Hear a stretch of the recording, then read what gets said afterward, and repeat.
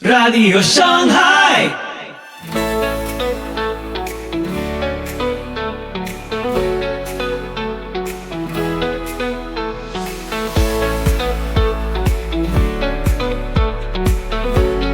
Muy buenos días, tardes o noches, donde quiera que estés. Soy Pipo Biglione y te doy la más cálida bienvenida a Radio Shanghai. Hoy, cuando ves a Dios. Una mirada intensa a la gracia, la santidad y la transformación del corazón, charla de Néstor Díaz. Así que ponete cómodo porque ya empezamos. Soli Deo Gloria. Entonces, para poder explicar esto y poder saber, a final de cuentas, cómo nosotros respondemos a la pregunta de si es Dios que te hace calvinista o te haces tú calvinista, he traído este librito que ven acá, Las implicaciones prácticas del calvinismo, de A.N. Martin.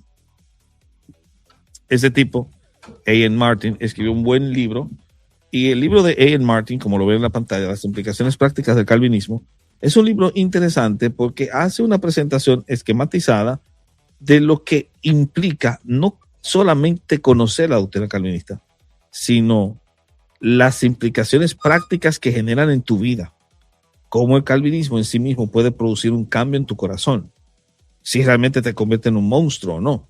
Entonces, este libro que ustedes ven no está destinado a defender al calvinismo desde un punto de vista polémico, sino a mostrar que las doctrinas de la gracia tienen consecuencias concretas en la vida cristiana.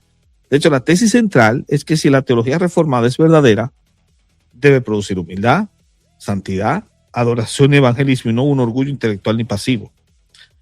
En pocas palabras, él hace por lo menos 8 declaraciones. La primera es que el calvinismo exalta la gloria de Dios. Es lo primero que él te va a enseñar. El calvinismo exalta la gloria de Dios. El calvinismo no busca por nada del mundo que el hombre sea exaltado. Cuando tú tienes una doctrina que enseña una cosa como esa, ¿tú la puedes atacar por eso? ¿Acaso no es parte directamente de lo que enseña la verdad del evangelio, que el centro es Cristo y no el hombre? Entonces Martin sostiene que el centro del calvinismo no es la predestinación, es la supremacía de Dios en todas las cosas, especialmente en la salvación. De eso trata el calvinismo. Tú dirás, pero los arminianos creen eso, los provisionistas también. Sí, ok, excelente. Pero la cuestión es que el calvinismo se centra en esto, la supremacía de Dios en todas las cosas. Y creo que es el que hace mejor comprensión de ello, porque no le deja nada al hombre. Nada al hombre. El provisionista incluso tiene que negar el pecado original para poder dejarle algo al hombre. Los provisionistas son humanistas centralmente. Toda la obra redentora, desde la elección hasta la glorificación, pertenece a Dios, de modo que toda la gloria le corresponde exclusivamente a Él. Y si yo lo aplico al creyente, el creyente entonces aprende a depender de Dios y abandona toda jactancia. Eso es lo primero. Lo segundo es que el verdadero calvinismo, correctamente aplicado, produce verdadera humildad. Porque si la salvación es completamente por gracia, nadie puede atribuirse mérito alguno. La elección no convierte al creyente en alguien superior, sino en alguien profundamente agradecido. Entonces el autor de este librito insiste en que un calvinista orgulloso es una contradicción práctica. Y es verdad. Comprender la gracia soberana debería hacer al creyente más humilde y misericordioso. La otra cosa es que estimula la santidad para aquellos que dicen que no. Una crítica frecuente, ustedes saben que se le hace a los calvinistas, es que el calvinismo conduce al libertinaje, porque si Dios ya escogió a los suyos, ¿para qué luchar contra el pecado? Pero Martin responde que la misma gracia que justifica también transforma. Dios no solo determina el fin, que es la salvación, Dios también determina los medios, que son la santificación. Por lo tanto, la elección nunca es una excusa para vivir en pecado. Y además motiva la evangelización, que es otro prejuicio. Martin argumenta exactamente lo contrario. Dios ha decretado salvar a un pueblo, pero también decretó que ese pueblo sea salvado mediante la predicación del evangelio. Por eso, lejos de desanimar las misiones, la doctrina de la elección garantiza que la predicación dará fruto. Hace que tú tengas confianza de que cuando tú predicas, alguien va a escuchar y va a entender el mensaje. Porque Dios garantiza el resultado. Otra cosa es que fortalece la oración, porque si Dios gobierna todas las cosas, la oración tiene sentido porque Él es capaz de responderla. Por lo tanto, la soberanía de Dios no elimina la oración, la hace racional, le da seguridad al creyente. La seguridad de la salvación. Pregúntale tú a un papista si está seguro de ser salvo. Pregúntaselo a un testigo de Jehová, o a un mormón, o a un adventista. Todos ellos te dicen que no están seguros. Pregúntaselo a un provisionista. La misma respuesta de las sectas. La seguridad de la salvación, señores, no descansa en la fortaleza de la fe del creyente, sino en la fidelidad de Dios. El cristiano persevera porque Dios preserva a los suyos. Y eso produce adoración porque para Martin, las doctrinas de la gracia no fueron dadas para alimentar debates interminables. ¿Oyeron esto? No es para que debatas, es para que adores. Cuando tú estudias la elección, la expiación, la gracia irresistible del Señor, en vez de ponerte a debatir, debes terminar arrodillado, alabando al Señor y reverenciándolo por lo que ha hecho. Porque al final de cuentas, este es el mejor consuelo en el sufrimiento. La providencia divina enseña que nada ocurre fuera del gobierno de Dios. Y esto no elimina el dolor, pero sí da esperanza, porque incluso las pruebas forman parte del propósito sabio y bueno del Señor. Así que Martin lo que va a hacer en este libro es insistir repetidamente en que el verdadero calvinismo es eminentemente práctico. No consiste en que tú conozcas los 5 puntos del Turio, nada que ver. Es vivir bajo el señorío de Dios. Y es un libro breve, por cierto, muy pastoral, muy devocional, más que académico, donde el autor evita las disputas técnicas y se concentra en responder la pregunta más importante para un calvinista. ¿Saben cuál es? ¿Qué clase de persona debería llegar a ser alguien que realmente cree en la soberanía de Dios? La respuesta de Martin es clara.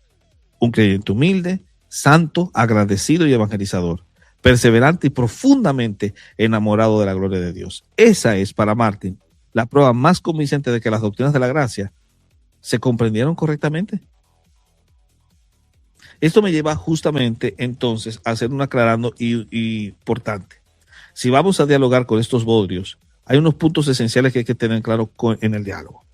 Lo primero es que la línea soteriológica que yo asumo incluye aspectos que son tanto esenciales comunes como aspectos que son periféricos distintos. Cuando digo esenciales comunes es, si dialogo un calvinista con un arminiano, ambos creen que la salvación es en Cristo. Si yo dialogase con Moore o con Ruby Rosado o con cualquiera de estos muchachos y le pregunto, ¿la salvación depende de quién? ¿De Cristo o del hombre? Es muy probable que te digan que de Cristo. Todos estos van a creer en la soberanía de Dios y en la necesidad del hombre. Esos son los elementos esenciales. Ahora, ¿cuáles son los elementos periféricos? La base de la predestinación, eso es periférico. Es decir, tenemos 2 explicaciones para la predestinación. Una basada en la presciencia y otra basada en la soberanía. Eso es lo que diferencia un calvinista de un arminiano. El arminiano cree que es por la presciencia, el calvinista por la soberanía. ¿Cuál de los dos está en lo cierto? Uno de los dos. Los dos no pueden estar en lo cierto. ¿Pero eso los va a llevar al infierno? No. ¿Eso los deja de tener vínculo de la hermandad a través del amor? Tampoco, porque esos son debates académicos, debates en los cuales se puede dirimir una serie de elementos en particular. Incluso puede ser, como decía Spurgeon, que las respuestas sean las dos. Eso es periférico. Entonces yo quiero que eso quede claro para que no nos pongamos a debatir sobre estupideces. En segundo lugar, de todos los sistemas soteriológicos, de todas las líneas soteriológicas que hay, aunque no les guste, el calvinismo es el sistema más coherente con la Biblia. Es el más coherente con las Escrituras, pero no es completo. Es un sistema incompleto, pero coherente. Ahora, no se busca que el sistema sea completo. ¿Por qué? Porque hay aspectos de la salvación que pertenecen al misterio. No todo fue revelado. Deuteronomio 29:29 lo deja muy claro. Hay cosas que Dios se guardó para sí y otras se las reveló al hombre. Y lo que es misterio, no se especula sobre eso. Por lo tanto, es que no solo el calvinismo es incompleto, el arminianismo es incompleto, el provisionismo es incompleto, todas son posturas incompletas. Lo que tienes que buscar es cuál sea más coherente. ¿Entienden eso que estoy diciendo? Y recordar que hay elementos que no se dialogan, no se especulan sobre lo que se ha guardado con el velo del misterio. Si Dios le puso velo a una vaina, no quieras tú mirar detrás del velo. Porque ¿quién eres tú, pedazo de carne, para tratar de pretender saber más que Dios? Animal de bellota. ¿Quién eres tú? No se especula sobre el misterio. Ese es el error de los papistas. Querer especular sobre el misterio y se inventan todos estos bodrios con los cuales uno tiene que enfrentarse. Este es el error de muchos de aquellos que han intentado tratar de especular sobre cómo se desarrolla el proceso de la predestinación como tal, etcétera, y todas las líneas soteriológicas detrás de la catena áurea de Romanos 8, 29 y 30. Y quieren opinar y opinan, y salen los molinistas, que son unos bodrios. Y ahí salen otros más tratando de explicar lo que no necesita explicación porque Dios simplemente no te lo reveló, papá. Están igual que los dispensacionalistas exagerados del tipo pop que querían descubrir la fecha en la que Jesús iba a venir, cuando el mismo Jesús le dijo que ni el día ni la hora. Y se ponen a hacer cálculos de fecha. ¿Quién eres tú, pretencioso animal, para tratar de saber algo que Dios simplemente lo dejó en su sola potestad? Qué locura de tendencia con complejo de gnóstico, que tú quieres tener un conocimiento que nadie más tiene. Entonces, estos son puntos esenciales. Uno, hay elementos esenciales que nos unen, elementos periféricos que nos dividen, pero que esos elementos periféricos no deben ser el catalizador de que dejemos de ser hermanos. Podemos tener distinciones, diferencias, eso no tiene que ser una división netamente. 2. Es el sistema más coherente, aunque no completo, igual que ninguno. 3. Hay cosas que pertenecen al misterio, simple. No especule sobre el misterio. Y finalmente, esto es lo último, de todas, escuchen bien, de todas las líneas soteriológicas, el calvinismo es la más útil para la apologética frente a los papistas, frente a Roma, sobre todo en soteriología. Un arminiano debatiendo en soteriología con un papista, o en este caso un provisionista, para ser más exacto, porque un arminiano está mucho más cercano al calvinismo. Pero, de hecho, muchos dicen que el arminianismo es un tipo de calvinismo. Pero el provisionismo, señores, se queda corto frente a Roma. Por eso, yo no sé si ustedes se fijan, que ustedes van a darse cuenta que la mayoría de los provisionistas no debaten contra los católicos romanos. ¿Usted ha visto un debate de Ken Wilson contra los papistas? Porque de James White yo he visto debate con papistas. ¿Usted ha visto un debate de Moore contra papistas? ¿Usted ha visto debatiendo a Ruby Rosado contra los papistas? Dígame. ¿Usted van a ver a Brian Herrera debatiendo contra los papistas?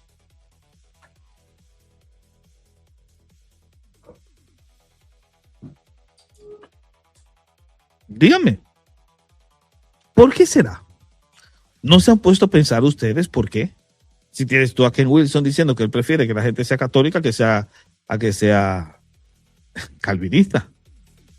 Es un nivel de sesgo de correspondencia que esta gente tiene, un nivel de sesgo marcado, es terrible. Alguien pregunta que ¿qué es el provisionismo?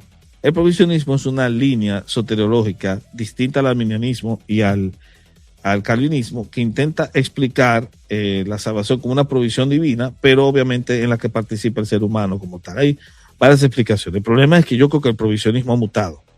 Y podemos hablar de un provisionismo clásico y un provisionismo del tipo Ruby Rosado, un provisionismo del tipo Ken Wilson, un provisionismo del tipo, del tipo de estos defensores del provisionismo como tal. ¿Oyeron eso? Y estos tíos llegan a negar el pecado original.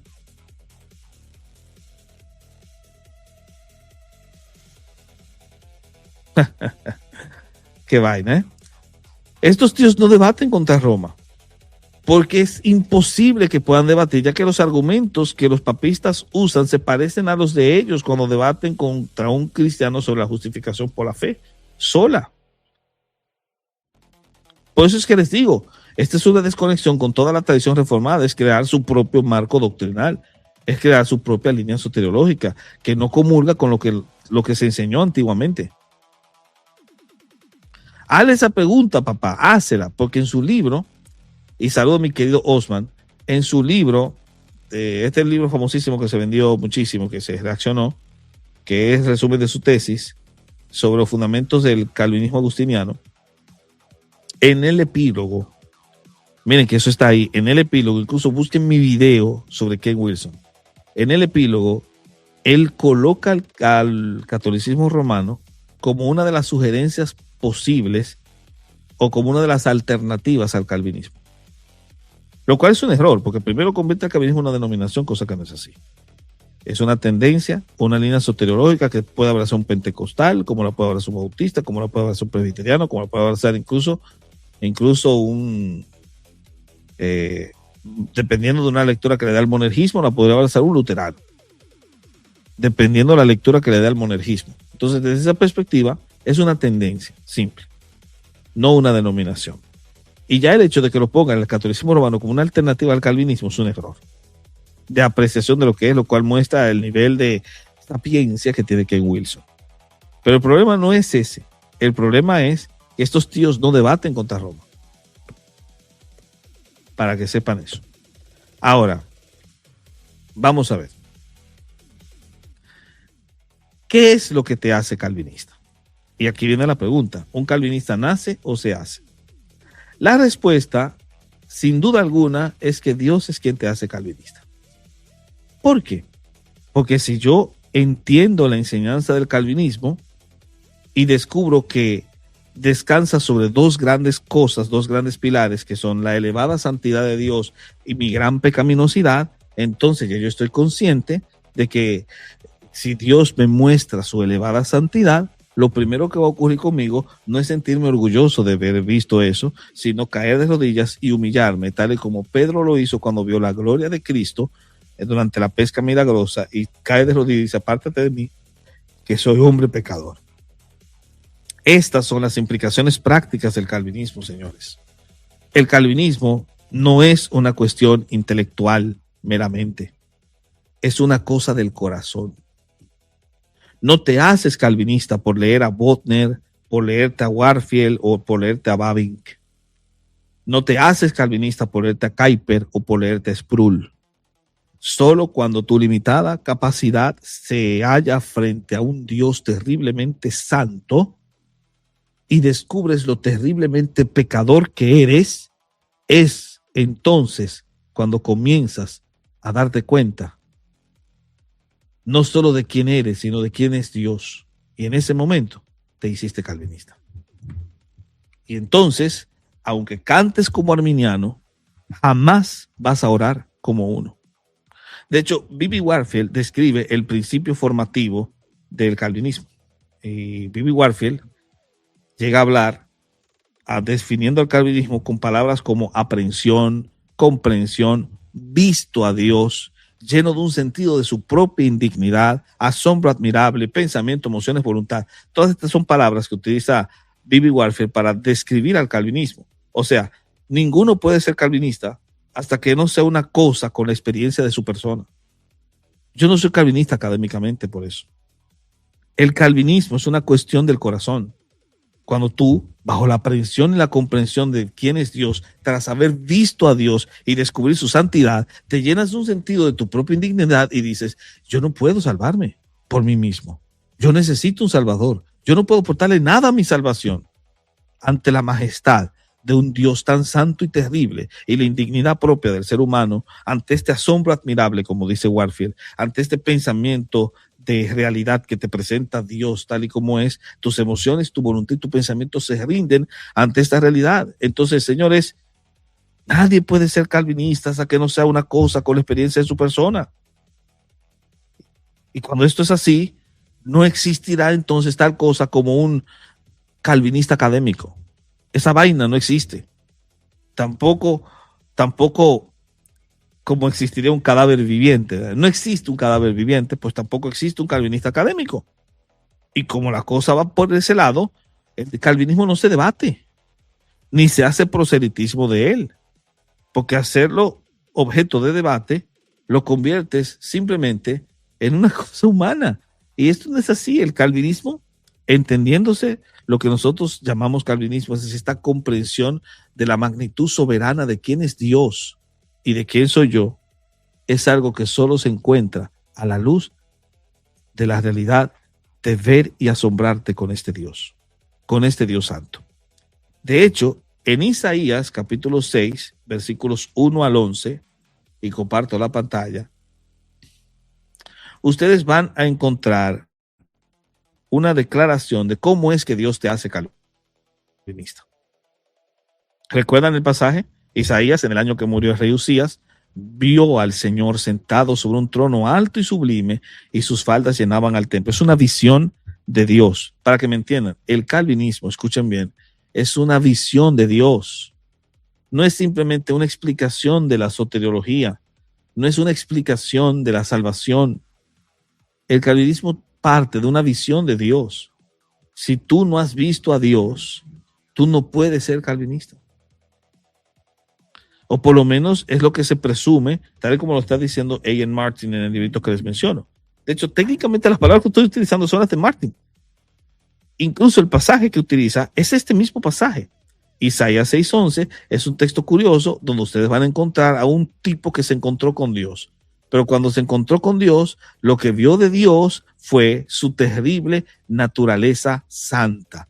Tan santa que se repite 3 veces para marcar el énfasis en el idioma hebreo de su santidad. Su gloria es santa, es 3 veces santo. Y es tan terriblemente santo que los quiciales de las puertas se estremecieron con la voz del que clamaba y la casa se llenó de humo. ¿Y qué fue la reacción que generó justamente en aquel que vio la terrible santidad de Dios? ¿Cuál fue la reacción del profeta? ¿Ustedes creen que la reacción fue, oh, qué digno soy de ver esto? Oh, miren, fui elegido para ver esta visión porque yo soy un buen tipo. Porque por mis buenas obras, obviamente se me asignó ver esta visión porque yo soy un tipo súper espiritual que dura 30 horas orando. No, papá, cuando él vio eso, lo que ocurrió fue que gritó, ay de mí que estoy muerto, porque siendo hombre inmundo de labios y habitando en medio de pueblo que tiene labios inmundos, han visto mis ojos al Rey, Jehová de los ejércitos. El grito es contundente. Está gritando justamente porque se da cuenta de que al ver la majestuosa santidad de Dios, eso le provoca un profundo conocimiento de su propia pecaminosidad. ¡Ay de mí! ¡Ay de mí!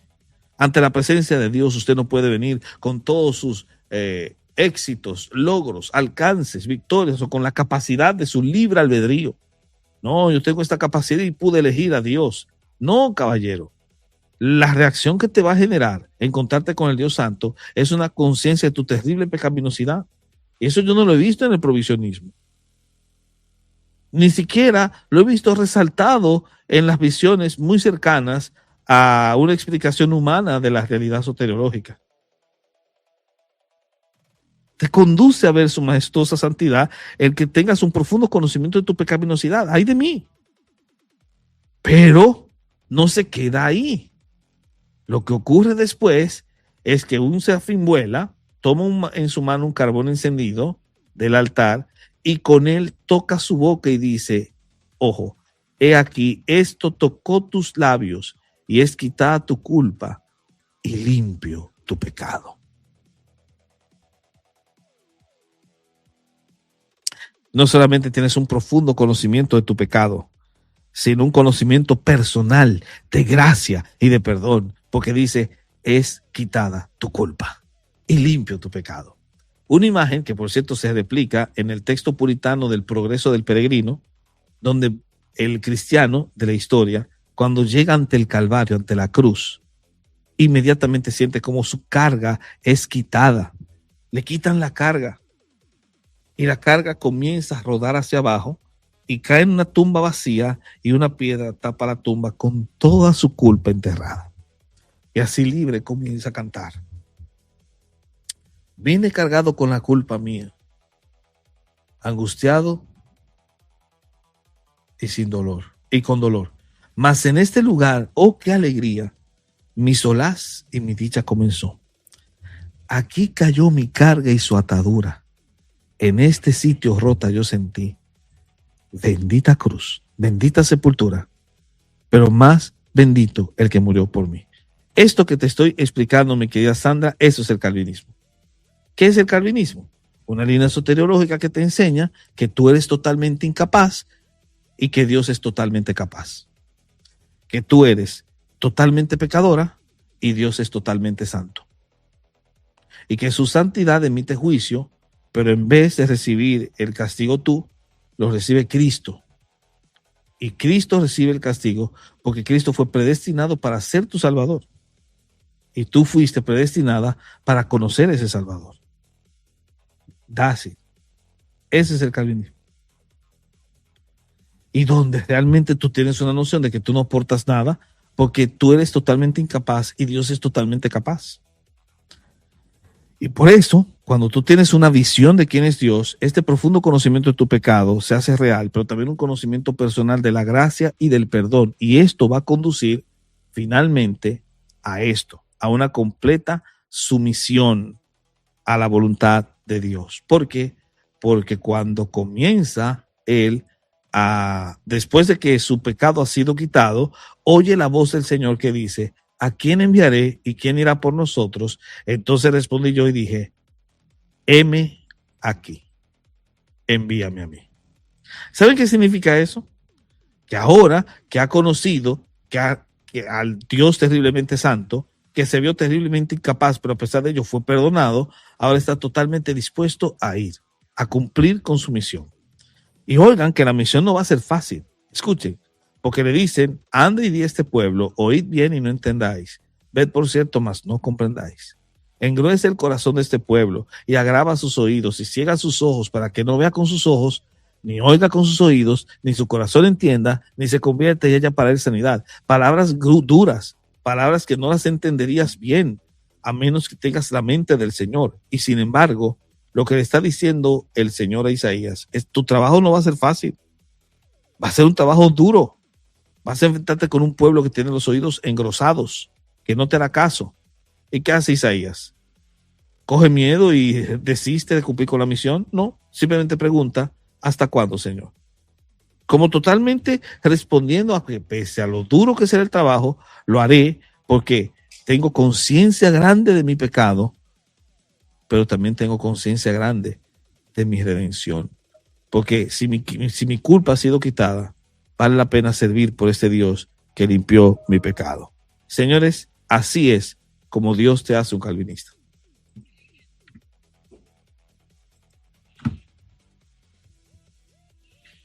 Así es como Dios te hace calvinista. No eres calvinista por convicción intelectual, meramente. De hecho, dudaría de un calvinista que se convenció intelectualmente. No dura mucho.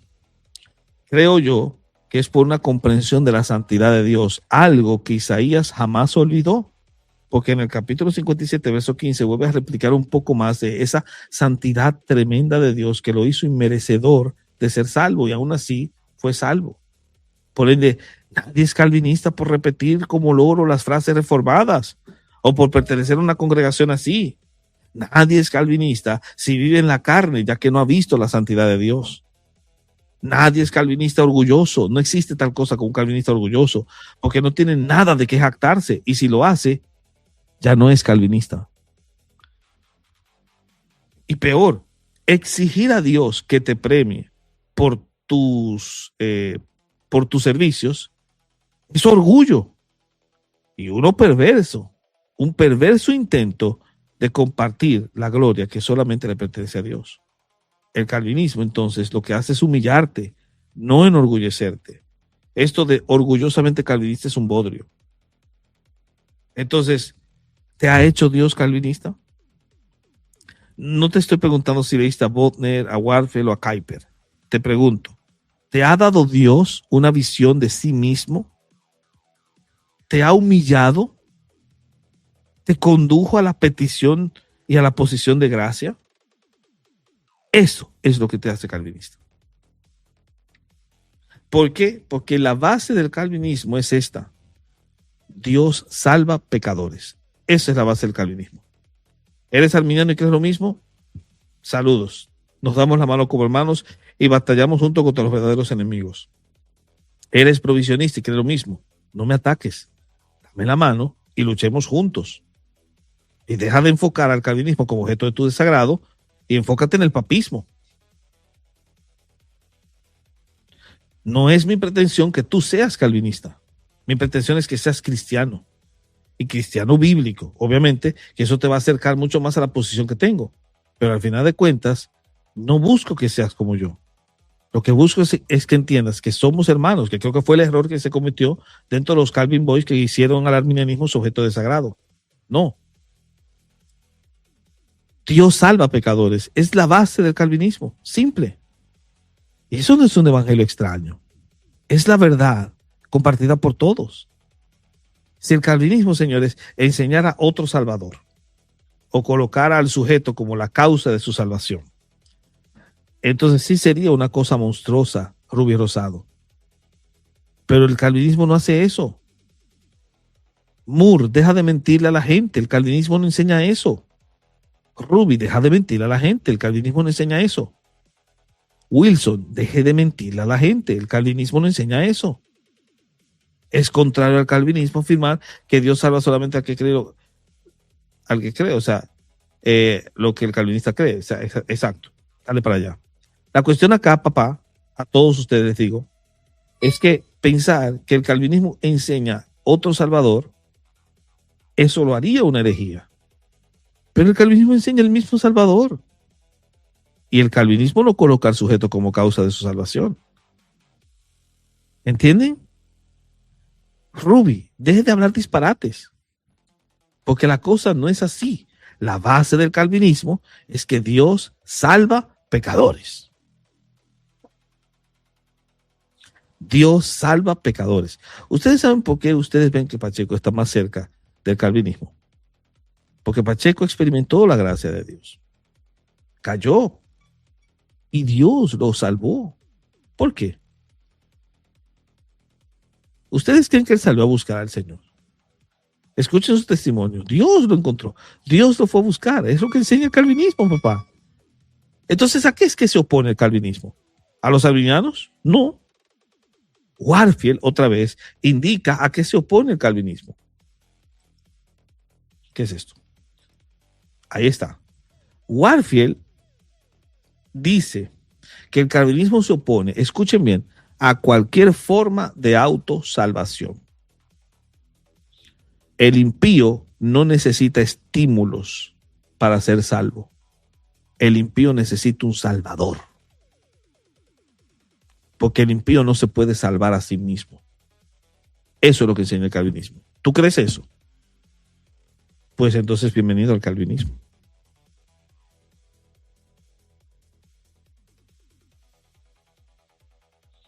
Uy, papá, qué buena noticia me das, hermano. No te imaginas cómo me gozo cuando escucho mensajes como este. Uf, tremendo. Gracias. Miren, usted puede predicar como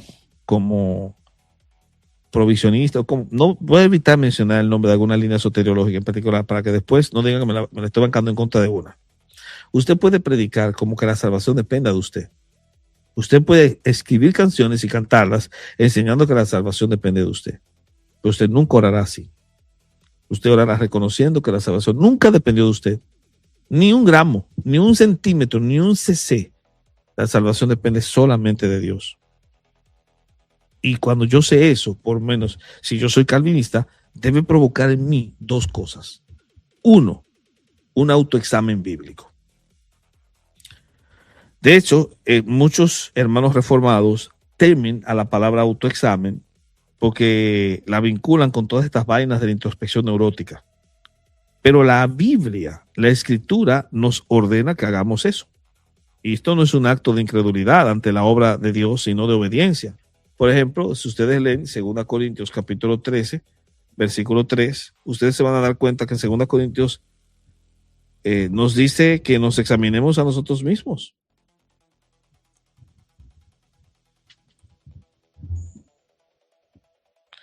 Vas a encontrarlo también en 2 Pedro 1:18, que te examines a ti mismo.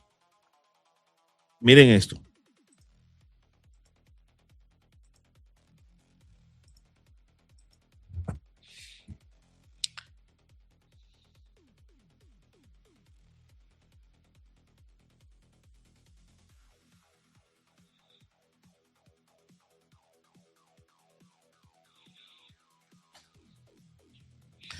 Debe buscar 2 Pedro 1:18.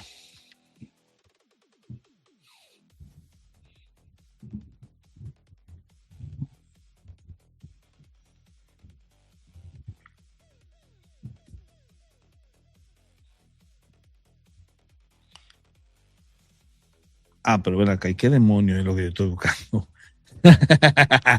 ¿Y qué batalla del diablo es? Señor, reprenda a Satanás. Aquí está. Voy a buscar el texto, lo tengo por aquí.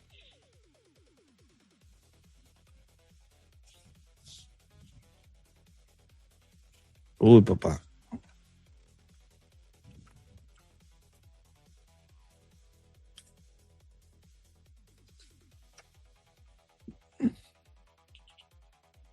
Aquí está, miren. Por ejemplo, 2 Corintios 13:5 dice: examinaos a vosotros mismos si estáis en la fe, probaos a vosotros. ¿O no os conocéis a vosotros mismos que Jesucristo esté en vosotros, a menos que estéis reprobados?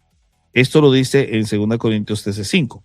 Y en 2 Pedro 1:10, vamos a buscar el 10 que está acá, dice directamente así: por lo cual, hermanos, tanto más procurad hacer firme vuestra vocación y elección, porque haciendo otras cosas no caeréis jamás. Todos estos textos se entienden a la luz de hacer un autoexamen crítico. Y yo creo que como calvinista yo tengo que hacer un autoexamen de lo que yo creo y de lo que yo pienso. La primera pregunta que me tengo que hacer entonces no es ¿qué he hecho para Cristo? La pregunta correcta que debo hacerme es ¿qué hizo Cristo por mí? Y cuando me hago este autoexamen, donde comienzo a leer directamente quién soy y lo que pienso, directamente tengo que preguntarme, ¿hizo algo Cristo por mí o yo hice algo para Él? No, yo no hice nada para que Cristo me aceptara. Yo no hice nada para que Cristo me salvara. Yo no hice nada, papá. Nada. La pregunta no es, ¿encontré a Cristo? La pregunta es, ¿Cristo me encontró? La pregunta no es, ¿acepté a Cristo?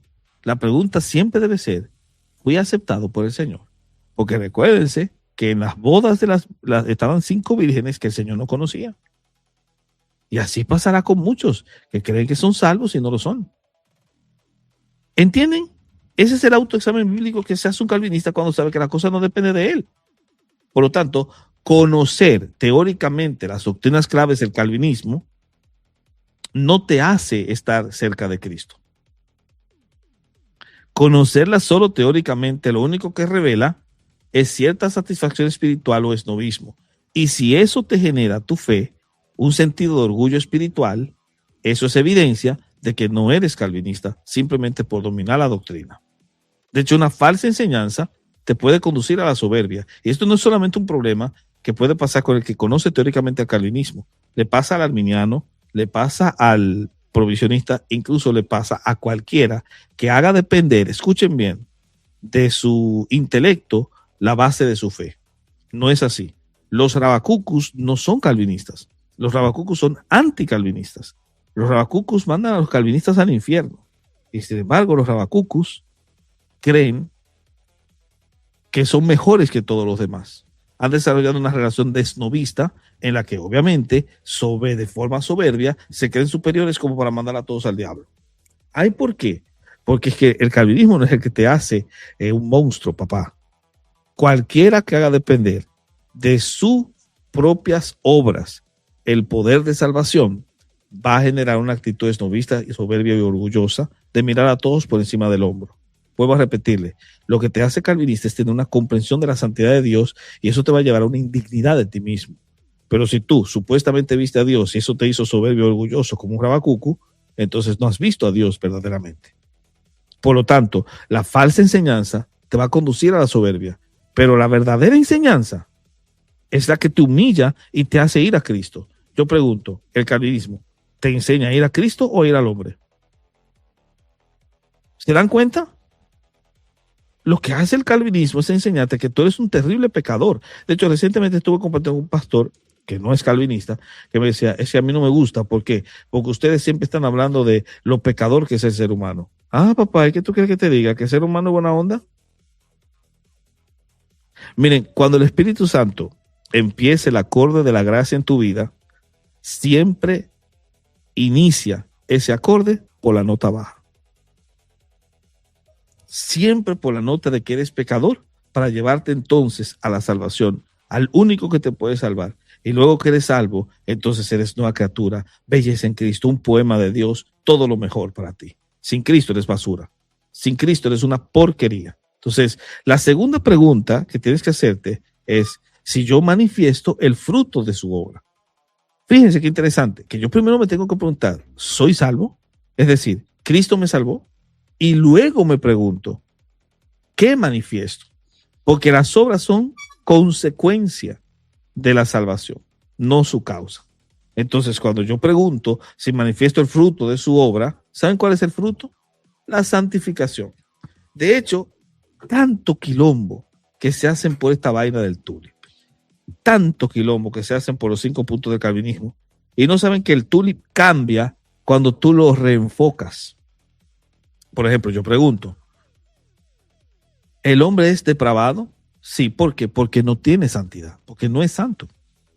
Por eso es depravado totalmente. Segunda pregunta. ¿Quién de ustedes se opondría si yo digo que fuimos elegidos para ser santos?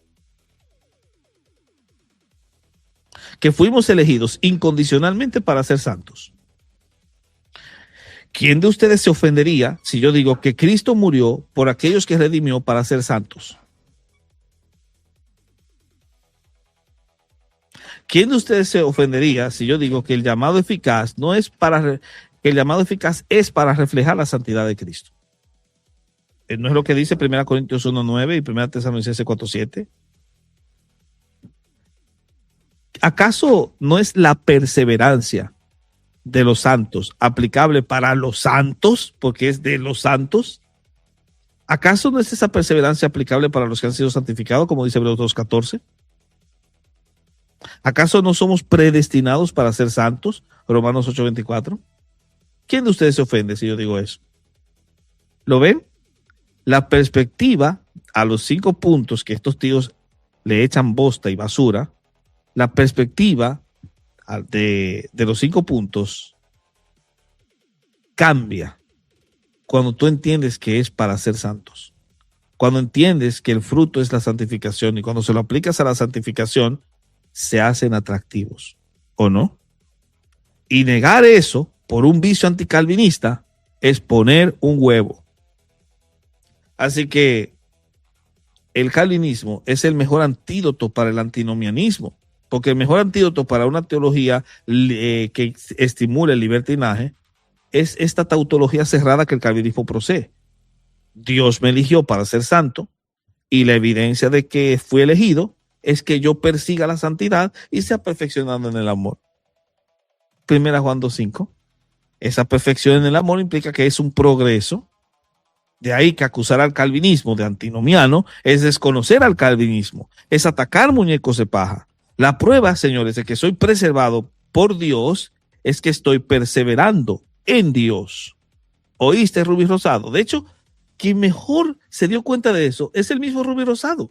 Rubí Rosado, escúcheme, que es un anticalvinista que dice incluso que el calvinismo genera monstruos, llegó a afirmar esto. Escuchen esta vaina. Dice Retando Paradigma, ese no es el tema de discusión, el asunto es cuando llega la vida, cuando se es salvo. Escuchen esta vaina. Si quieren discutir si la salvación se puede perder o no, eso sea otro tema. Pero, escuchen bien, por lo menos yo creo que un salvado va a seguir creyendo. Papá, eso es calvinismo puro. Eso es lo que se conoce como perseverancia de los santos. Un salvado va a seguir creyendo. Bienvenido, mi querido Rubí Rosado, al calvinismo. Tú que eres un anticalvinista de pacotilla. Interesante descripción. Ni siquiera uno de los mejores eruditos en el calvinismo pudo haberlo dicho tan claro. Gracias, Rubí Rosado, eres un crack. De verdad que sí. Ahora, el problema aquí no es si usted es calvinista o arminiano o provisionista. El verdadero problema, ¿saben cuál es? Esta pregunta. ¿Cristo empezó su obra en ti?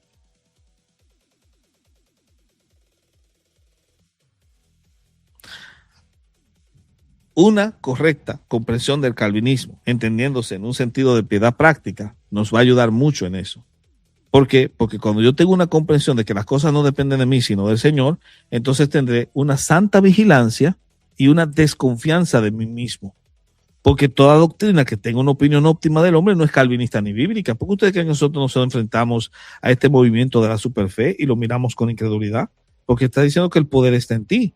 El calvinismo, escuchen bien, el calvinismo procura el pietismo. De hecho, el pietismo se desarrolló dentro de un marco reformado y sobre todo calvinista.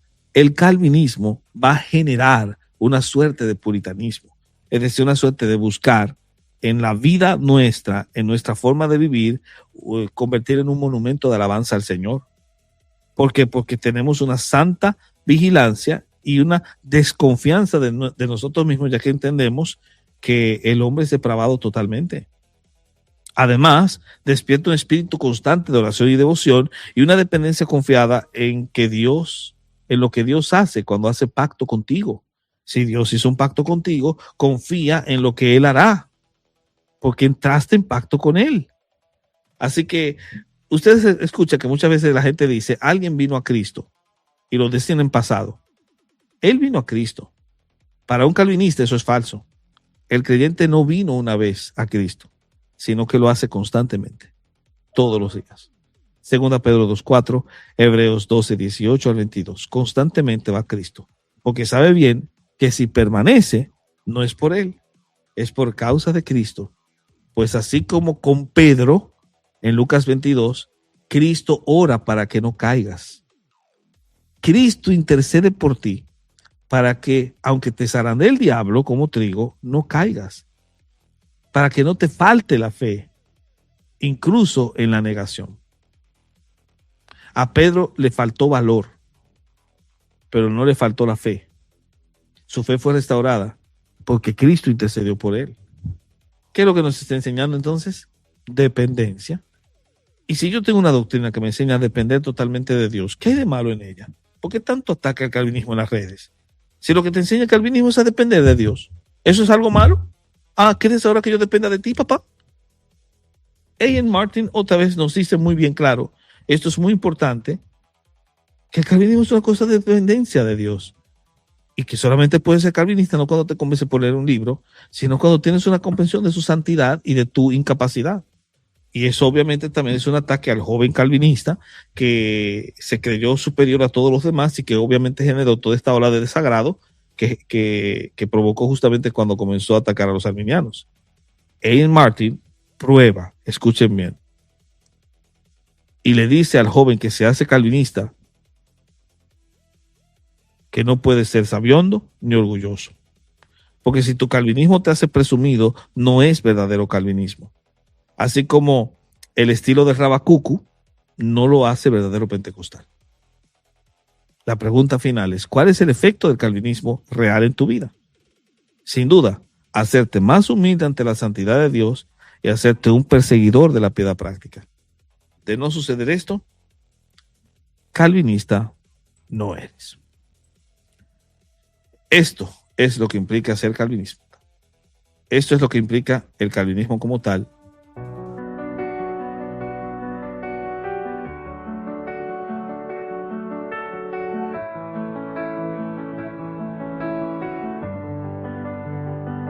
Sola gracia cayó del cielo sobre mí. Cuando era polvo, cuando oí de ti. No había fuerza en mi interior, solo cadenas, culpa y temor. Pero tu voz rompió la oscuridad, tu cruz habló más fuerte que mi maldad. No fue mi obra, no fue fue Jesucristo dando salvación.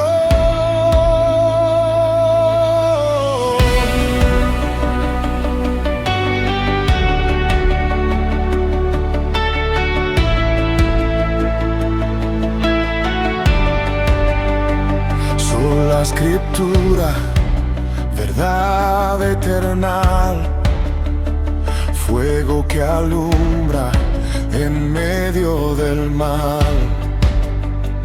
No son las sombras de la opinión, tu palabra reina sobre la creación. Sola fiel, por fe viviré, aunque el infierno ruja, permaneceré. No por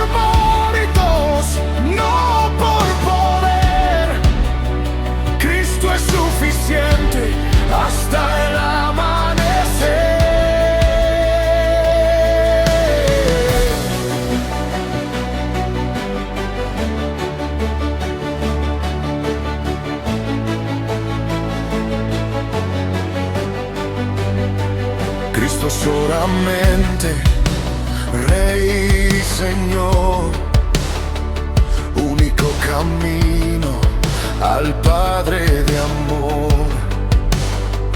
No hay otro nombre, no hay otro altar, solo su sangre puede limpiar.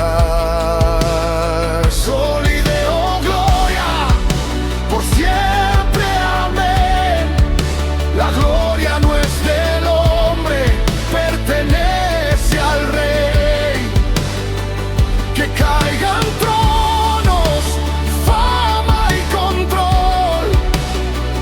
Jesús gobierna sobre la creación. Cinco voces ardiendo en unidad,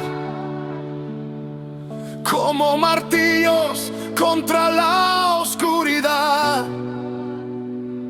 La iglesia despierta, vuelve a cantar. La gloria es de Cristo y de nadie más.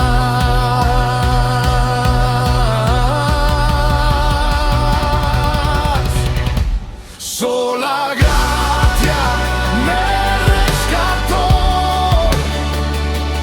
sola fide me justificó,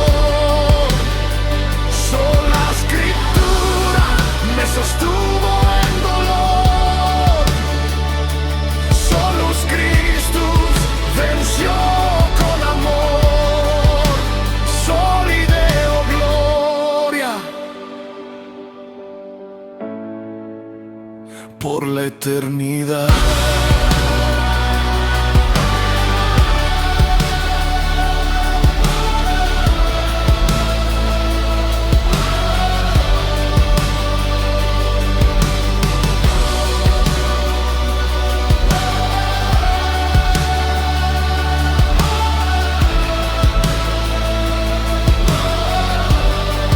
La cruz sigue en pie.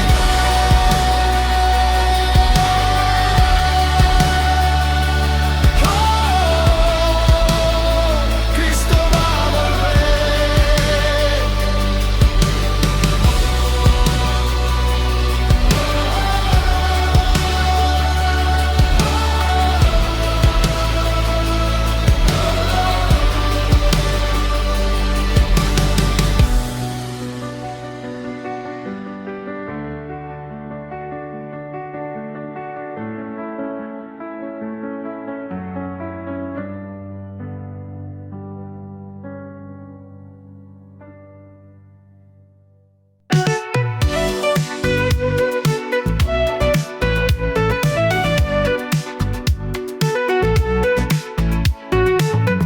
Gracias por acompañarnos en este episodio de Radio Shanghai.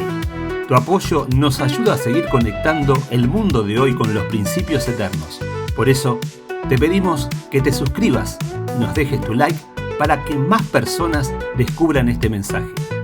No olvides seguirnos en Facebook, Instagram y Telegram para estar al tanto de todo. Te esperamos, Dios mediante, en nuestro próximo episodio. Que Dios te bendiga.